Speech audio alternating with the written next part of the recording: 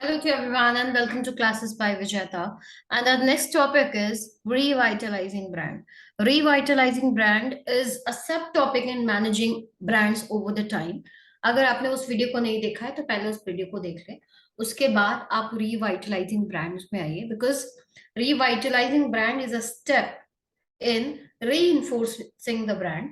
जब आप ब्रांड्स को ओवर द टाइम मैनेज करने की कोशिश करते हैं, जब आपका ब्रांड की जो वैल्यू है वो डिमिनिश होने लगे, आपके ब्रांड को लोग भूलने लगे, तो उसको रिवाइटलाइज करने की जरूरत पड़ती है।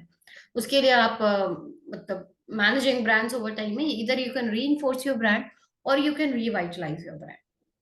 सो इस वीडियो में we will talk about revitalization of a brand. How will you revitalize a brand, right? So let's move on. So how a brand can be revitalized, or how to revitalize an old brand. तो जब भी आपको ये अगर as a marketing manager ये आपके पास एक assignment है कि आपको एक एग्जिस्टिंग ओल्ड ब्रांड को रिवाइटलाइज करना है, तो आपका जो थॉट ऑफ एक्शन होना चाहिए वो इन दो लाइंस के ऊपर होना चाहिए। मतलब आपको ये दो तरीका है जिससे कि आप रिवाइटलाइज कर सकते हैं अपने ब्रांड को। पहला तो होता है कि एक्सपैंड द डेप्थ और breadth of your brand awareness. अपने ब्रांड अवेयरनेस बढ़ाइए, बिकॉज लोग आपके ब्रांड को भूल रहे हैं ना, भूल चुके हैं, तो उसको अवेयर कराने की जरूरत है।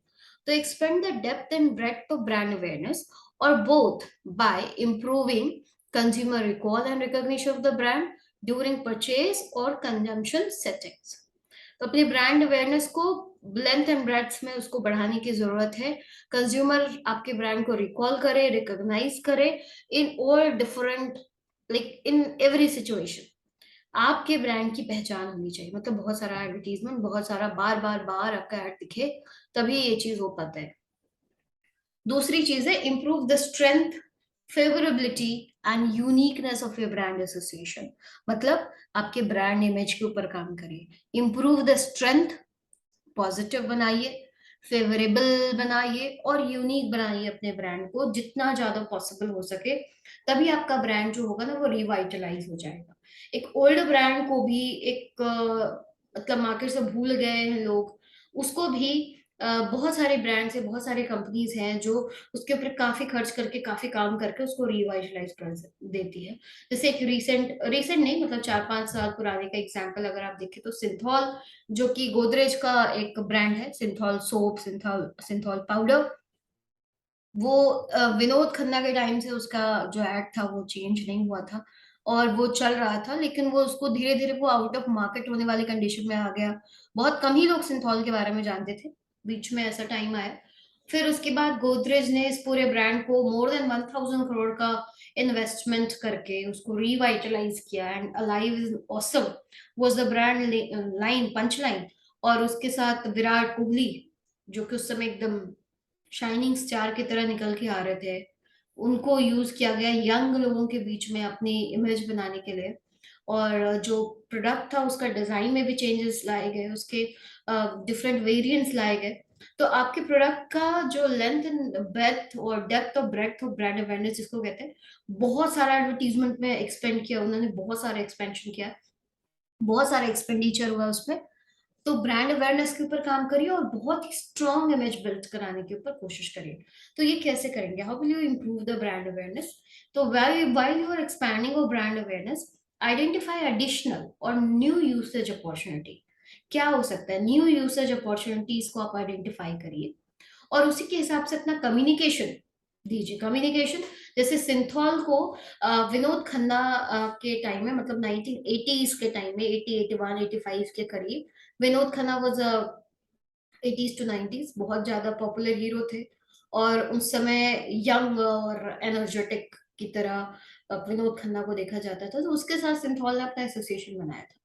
But coming to year 2000, 2001, 2000, up to 2010, the brand has like had lost its sheen because Vinod Khanna was not relevant at that time. तो उसके साथ उन्होंने एक तो सबसे पहले विराट कोहली को ऐड किया, दूसरे के साथ उन दूसरी चीज उन्होंने ऐसा कम्युनिकेशन स्ट्रैटेजीज को डेवलप किया जिसमें कि लोग रिस्क ले रहे हैं, जिसमें कि लोग जैसे कि एक अंटार्कटिका टाइप की जगह है पूरी बर्फ वाली, और उसमें लोग पानी में डाइव इन कर रहे हैं ठंडे पानी में, and they are feeling that chill. और वो फिर उसके बाद एक मैसेज आता है, alive is awesome, you are feeling that yes you are alive and you can take risk, you can take opportunities in your life, और उसके साथ उस सोप को अटैच किया गया, तो यू कैन आइडेंटिफाई एडिशनल और न्यू यूसेज अपॉर्चुनिटी, या फिर आपका जो मार्केटिंग प्रोग्राम हो, उसका जो कम्युनिकेशन स्ट्रैटेजी हो, वो ऐसा हो कि आपके ब्रांड को जो एग्जिस्टिंग सिचुएशन में या फिर न्यू सिचुएशन में आपके ब्रांड को मोर एंड मोर अप्रोप्रिएट बनाया जा सके. The appropriateness of the brand should be increased, and advantages of using the brand more frequently in existing situation or a new situation should be pumped into the market. दूसरी चीज, आपको reminder देने की जरूरत है. Reminder to consumers to actually use the brand as close as possible in time to those situations for which it could be used. लेकिन ऐसे situation में जहां पे उस प्रोडक्ट का यूसेज हो सकता है, वहां पे किसी और ब्रांड की जगह पे आपके ब्रांड को मैक्सिमम यूज किया जा सके, उस तरह की मार्केटिंग प्रोग्राम को डेवलप करें, तभी आपका ब्रांड अवेयरनेस वापस आएगा, रिवाइटलाइज होगा. And identify new and completely different ways to use the brand. Same brand को एकदम डिफरेंट पोजिशनिंग आप दीजिए, तभी आपका ब्रांड अवेयरनेस बढ़ सकता है. तो ब्रांड अवेयरनेस बढ़ाने के साथ साथ आपको ब्रांड इमेज के ऊपर भी काम करना पड़ेगा. तो इमेज जब आप इंप्रूव कर रहे हैं, तो आपको मतलब आपके ब्रांड के लिए ज्यादा strong, favourable and unique associations बनने चाहिए. तो यहाँ पे आपको किसके ऊपर काम करना है, इसके ऊपर आपके टारगेट मार्केट, पहला चीज तो आपको आइडेंटिफाई करना है आपका टारगेट मार्केट क्या है. टारगेट मार्केट के ऊपर में रिटेनिंग वल्नरेबल कस्टमर्स, ऐसे कस्टमर जो आपके लॉयल हैं, लेकिन लॉयल थे लेकिन अभी जल्दी वो स्विच कर सकते हैं, वल्नरेबल है वो स्विच कर सकते हैं, बिकॉज मार्केट में उनके पास ऑप्शंस अवेलेबल है. तो ऐसे कस्टमर्स को मेंटेन करना, उनको रिटेन करके रखना इट इज चैलेंज. और जब भी आप ब्रांड इमेज को इम्प्रूव करा रहे हैं, तो वहां पे आपका कस्टमर आपकी तरफ लॉयल रहे, वो किसी और कंपटीशन के पास ना जाए, इसके लिए आपके पास कुछ स्ट्रॉन्गर प्रोमिसेस होने चाहिए, कुछ स्ट्रॉन्गर फेवरेबल कंडीशंस होने चाहिए, जिसकी वजह से आपका कस्टमर आपके पास रहे. तो retaining vulnerable customers is a challenge. Recapturing lost customers is also thing जो कि आपको जब आप ब्रांड इमेज इंप्रूव करने की कोशिश करें तब आपको करना है. मतलब आपके कस्टमर जिन्होंने आपको छोड़ दिया और किसी और के पास चले गए, मतलब ऐसे कस्टमर जिन्होंने आपके ब्रांड को डिच किया और दूसरे ब्रांड को अब यूज करने लगे हैं, तो वहां आप देखिए कि कहाँ आप पिछड़ गए, कहाँ आपसे गलती हो गई.